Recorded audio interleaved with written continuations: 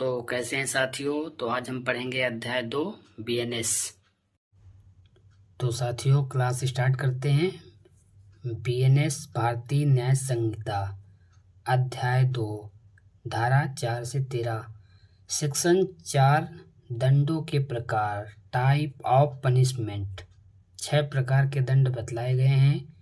पहला है मृत्यु दंड डेथ, दूसरा है आजीवन कारावास, तीसरा है कारावास, एक पूरे जीवन जेल हो सकती है, एक कठोर कारावास, एक सादा कारावास हो सकता है।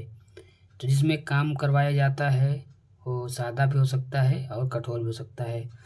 संपत्ति की जब्ती कुर्की करा देना, 5 जुर्माना फाइन भरना, सामुदायिक सेवा कम्युनिटी सर्विस, ये नया जुड़ा है, न्यूली एडेड है, तो इसको ध्यान रखेंगे। अब सेक्शन 5 में है दंडादेशों का लघुकरण। दंड के आदेश छोटा करना, कम करना, सजा को कम करना।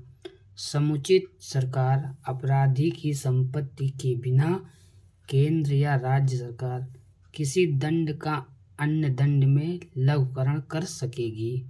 तो ये हो गया आपका सेक्शन 5। अब इधर पढ़ते हैं सेक्शन 7 में कहा गया है संपूर्ण दंड या संपूर्ण दंड का कोई भाग कठिन या सादा कारावास होगा। कारावास के संबंध में निर्णय लेना सेक्शन 7 में कहा गया है, कोर्ट डिसाइड करता है।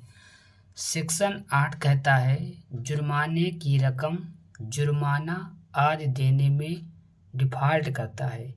जहां जुर्माने की राशि निश्चित नहीं होती है वहां पर न्यायालय अपराध के अनुसार जुर्माना तय करेगा।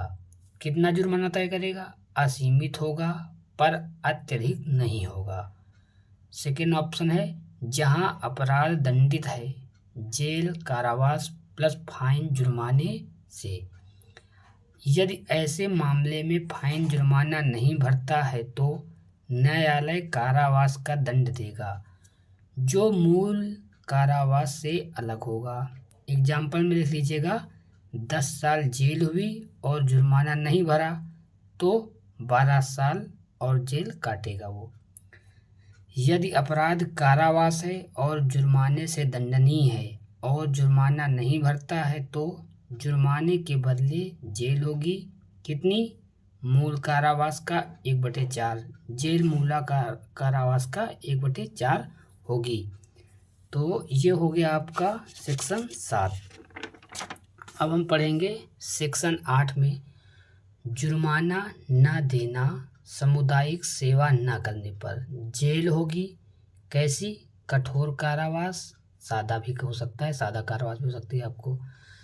अब आ जाइए 5 नंबर पे। यदि अपराध जुर्माने से सामुदायिक सेवा में दंडनीय है और जुर्माना नहीं भरता है, सेवा नहीं करता है तो जेल होगी।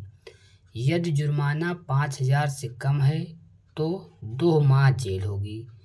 यदि फाइन 10,000 से कम है तो 4 माह जेल होगी। यदि 10,000 से ऊपर अन्य मामले तो कम से कम 1 साल मैक्सिमम जेल होगी।